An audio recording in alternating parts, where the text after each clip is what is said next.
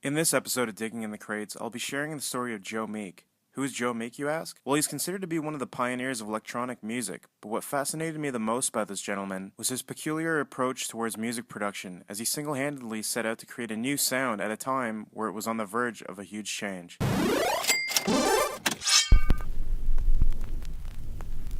Born in Newent, UK in 1929, Joe Meek spent much of his youth building circuit boards, radios, and other electronical components in his parents' garden shed. Typical kid, right? When it was time for Meek to seek a career, he would eventually become an audio engineer for various programs on Radio Luxembourg. Yes, I was Rotting Can and Magic Wheel. And now for something that really is out of this world. After working at various recording studios, Meek grew tiresome of recording records the traditional way that producers wanted him to. He ultimately decided that he wanted to produce music his own way, and was convinced that there was a new generation who was ready for it. He went on to create his own production company and studio called RGM, which he set up at his own London flat. It was here where Meek produced his first #1 hit in the UK, John Layton's Johnny Remember Me, along with chart toppers such as the Honeycombs, Have I the Right, and even the first UK record to hit #1 in the US, Telstar by the Tornadoes. Telstar included a signature melody that was played on a clavioline analog keyboard. This is arguably considered to be an early form of electronic music. This particular record was inspired by Meek's obsession with the ever-growing idea of space travel. In fact, he would record a solo record titled I Hear a New World that was based on the sounds of what he imagined outer space sounded like.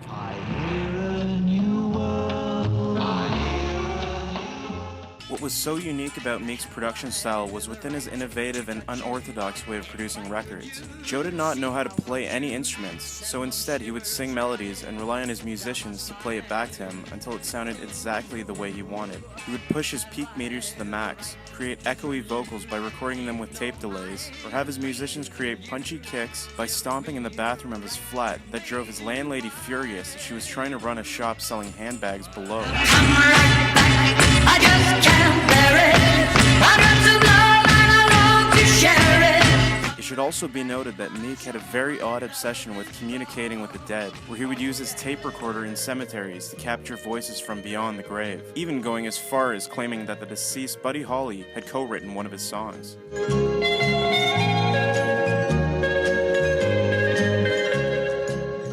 As the UK music scene started to bubble internationally during the early 1960s, Meek would have many young artists show up at his studio hoping for their chance to create a #1 hit record. It was even said that he had received a demo from his friend who was a music manager, Brian Epstein, of a band from Liverpool that Meek had once again turned down.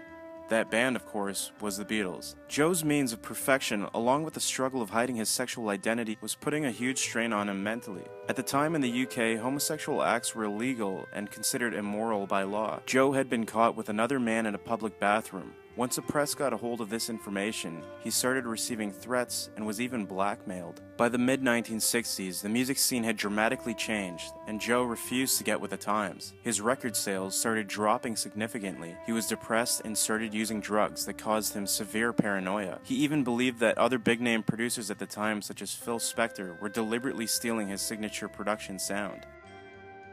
On February 3rd, 1967, Joe Meek decided that he had finally had enough. While at his flat in London, Meek pulled out a single-barreled shotgun that he hid underneath his bed and killed his landlady, Violet Shenton. He then took the shotgun to himself, where he tragically ended his own life. If I call out your name like a prayer, would you leave me alone?